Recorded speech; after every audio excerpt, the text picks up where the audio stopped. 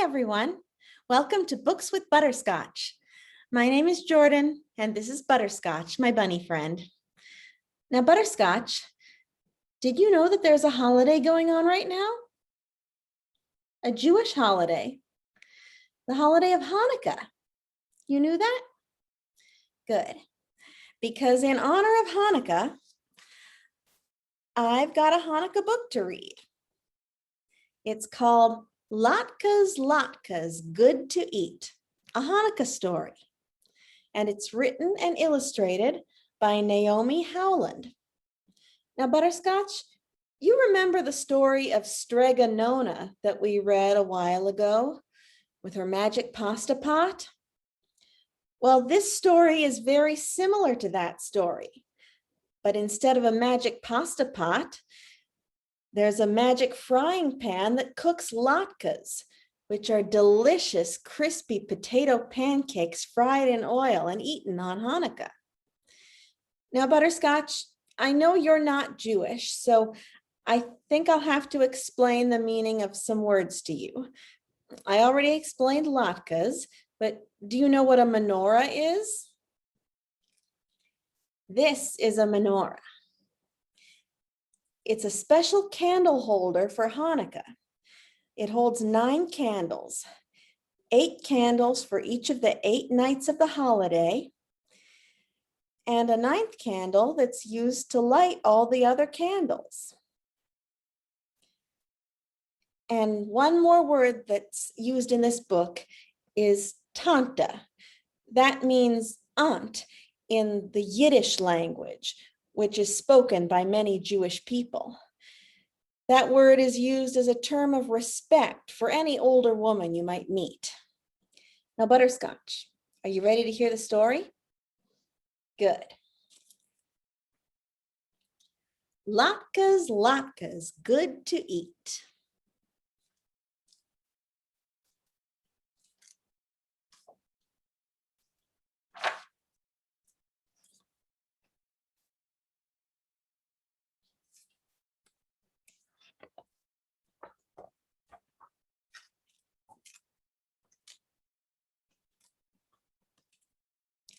Once, on the outskirts of a tiny village, a girl named Sadie lived with her 4 little brothers, Herschel, Hillel, Chaim, and the baby, Max.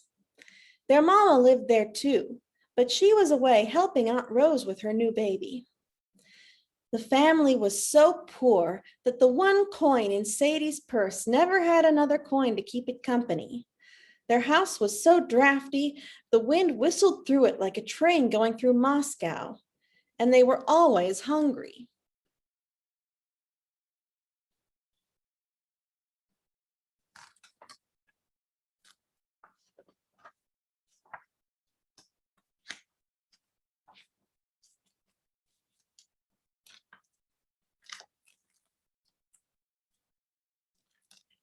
This year, the first night of Hanukkah was the coldest night yet, and the snow was deep.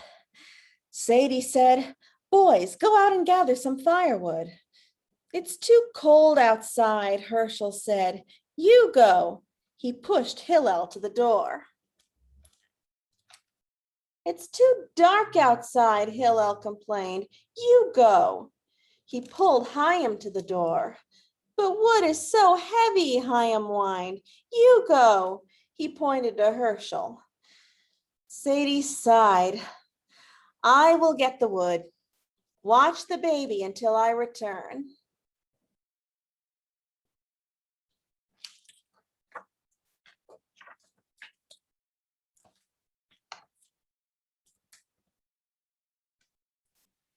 Sadie's boots sank into the new snow.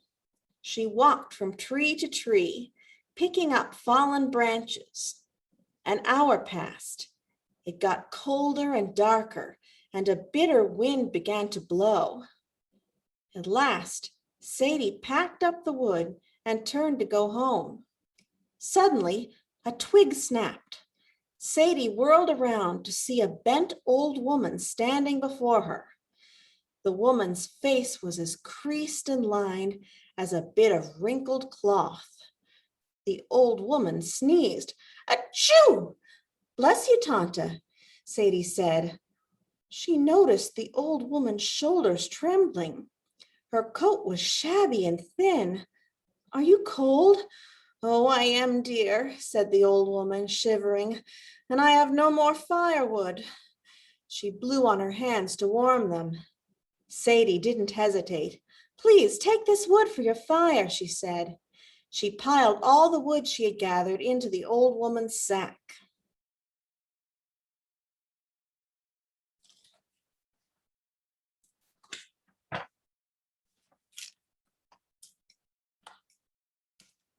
Thank you, said the old woman.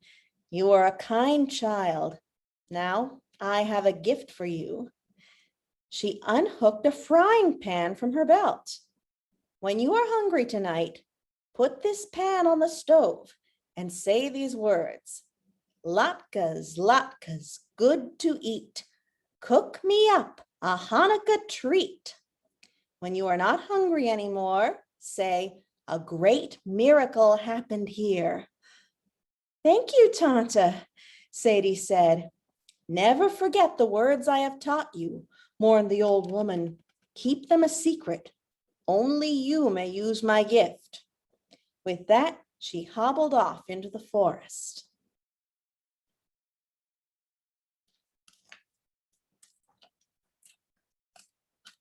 Sadie ran home. Quickly, boys, let's light the menorah, she said. I have a surprise.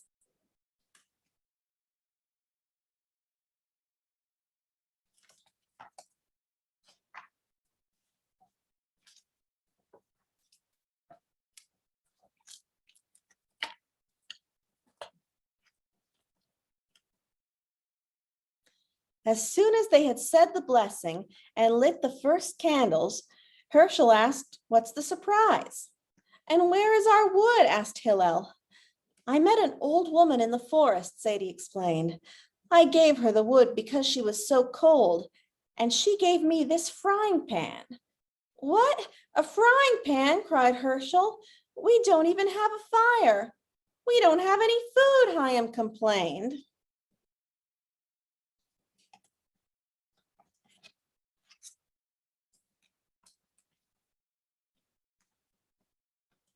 Just watch, said Sadie. She put the pan on the cold stove and whispered the old woman's words. Latkes, latkes, good to eat. Cook me up a Hanukkah treat. At that moment, a fire danced up under the frying pan. Right away, 5 golden latkes sizzled in oil. The 4 little boys crowded around the stove. How did you do that? Asked Herschel.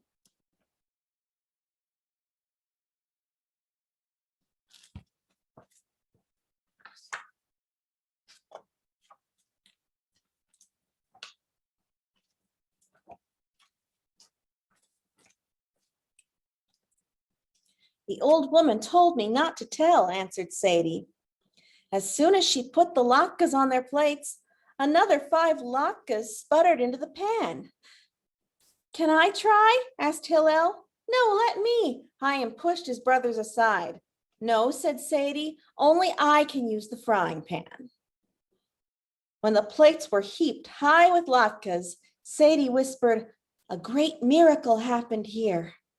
And the magic frying pan stopped cooking just like that.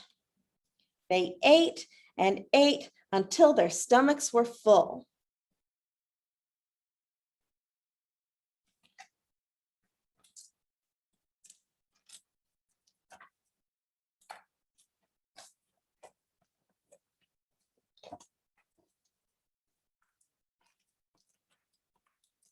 The next night, after Sadie and her brothers lit their menorah, Sadie set the frying pan on the stove. In a hushed voice, she repeated the words, Latkes, latkes, good to eat. Cook me up a Hanukkah treat. Immediately, a fire glowed under the pan where 5 delicious latkes were sizzling. When the plates were heaped high, Sadie said softly, a great miracle happened here. The frying pan stopped cooking, just like that.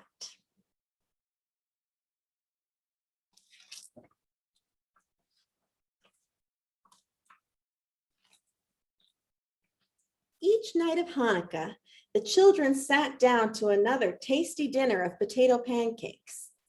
Then, the afternoon of the 8th night, Sadie put on her shawl. I am going to find the old woman and invite her to eat latkes with us tonight, she said. I will cook them when I get back. Take care of the baby and be good boys, and don't touch the frying pan. All together, the brothers nodded their heads and solemnly said, "We promise."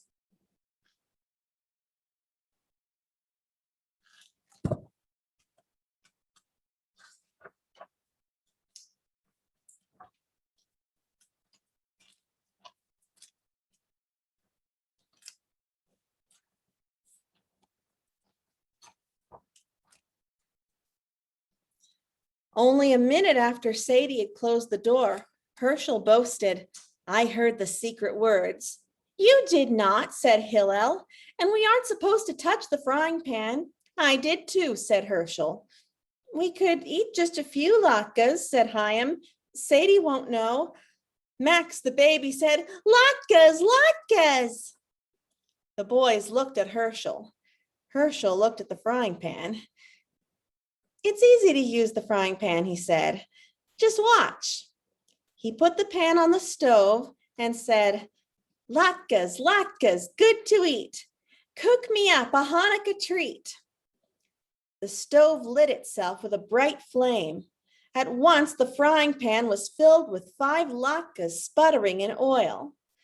When the latkes were hot and golden, Herschel said, "Great, here a miracle happened."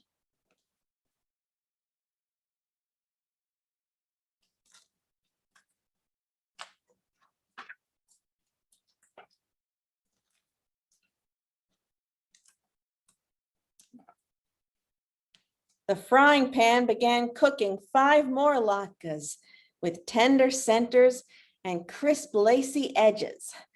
"We have enough, brother," said Hillel. But the frying pan kept on cooking. The little boys piled their plates high with latkes. "Here great miracles happened," tried Herschel. The frying pan cooked up 5 more luscious brown flecked latkes.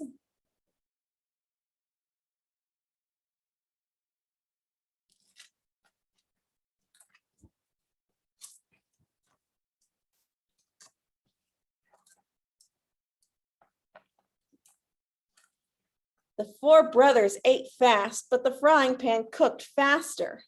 Soon they had filled every dish, all the mixing bowls, and the wash tub with steaming hot latkes. Chaim cried, "Stop, frying pan!" But the frying pan cooked up 5 more latkes, savory and salty. "Happy green miracles here," Max yelled. But the pan kept cooking. The boys hid latkes in the cupboard and under the bed. They fed latkes to the cat.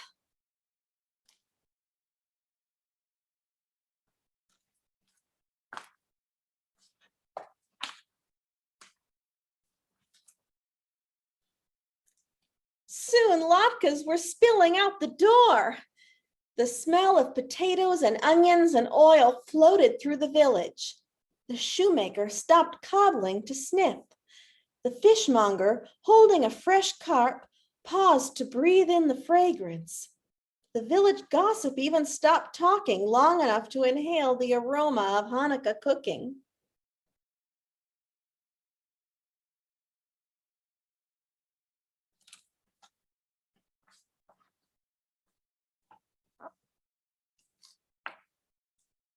Meanwhile, Sadie had walked deep into the blue-shadowed forest. "Tanta, Tanta," she called over and over, but there was no answer. Where could the old woman be? Soon the sun would go down, and Sadie needed to be home by dark to light the menorah. Now she wasn't sure she even knew the way home. Bony branches scratched the sky. Sadie shivered. "Tanta," she called again. The wind whistled through the dark trees. It carried a tantalizing aroma. There was a rustle of dry leaves, and the old woman appeared. Before Sadie could say a word, the old woman held up her hand for silence and sniffed the air. Sadie, too, breathed deeply. Potatoes, onions, oil, latkes. Oh no, she cried. Following her nose, she began to run, with the old woman close behind.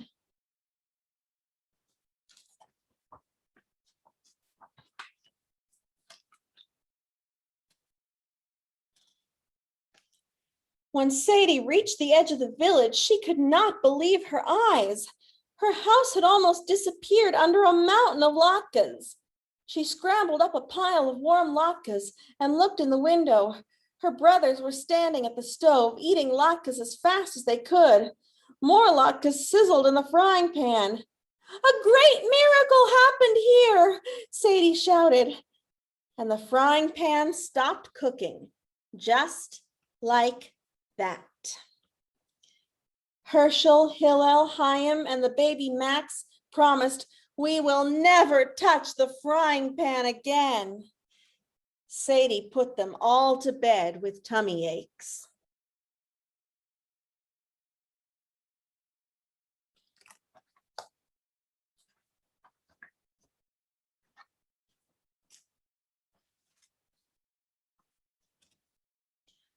But what will we do with all these latkes, she wondered. "I could carry them away," said the village porter. "I could sweep them up," said the broom seller.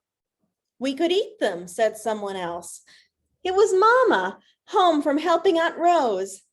"We'll have a Hanukkah feast," said Sadie. "Everyone is invited."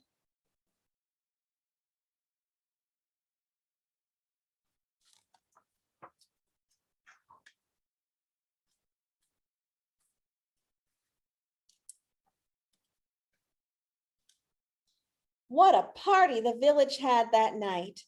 There was singing and dancing and dreidel playing. And of course, there were latkes, golden, tongue-burning hot, tender yet crisp, lacy, luscious, brown-flecked, savory, salty, scrumptious latkes to eat. And no one in the tiny village was ever hungry on Hanukkah again. The end. I hope everyone enjoyed that story. Stay tuned for more great books with Butterscotch. Bye-bye.